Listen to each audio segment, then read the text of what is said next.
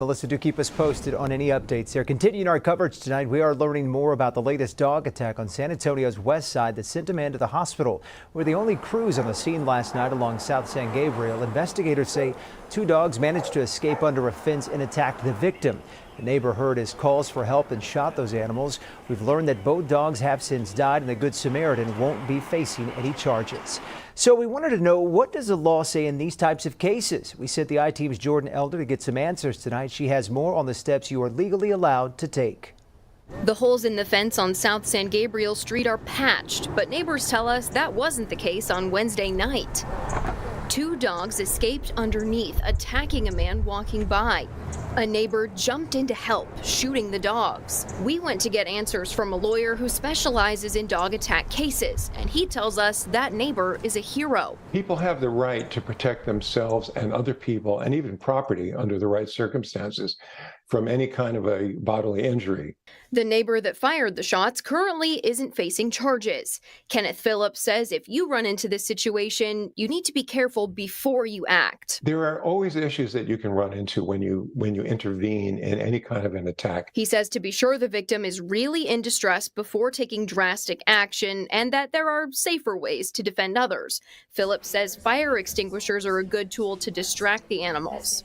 To prevent incidents like this from happening, Shannon Sims with Animal Care Services says it's important you keep your dog secured. You have to be part of the solution of making sure you know what your animal's capable of, and understanding that you have the ultimate responsibility of keeping that animal on the property by any means necessary. But what if you can't afford to patch a hole in your fence, or your dog can easily jump over it?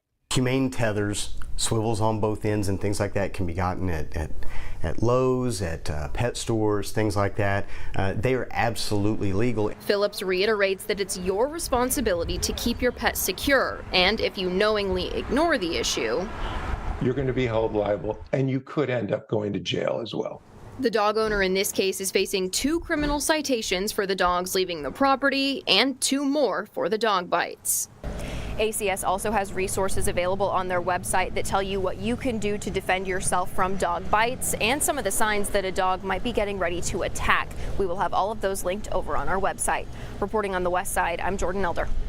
We did more research to give you more context on this very issue. A third of all fatal dog attacks here in Texas this year have been right here in San Antonio.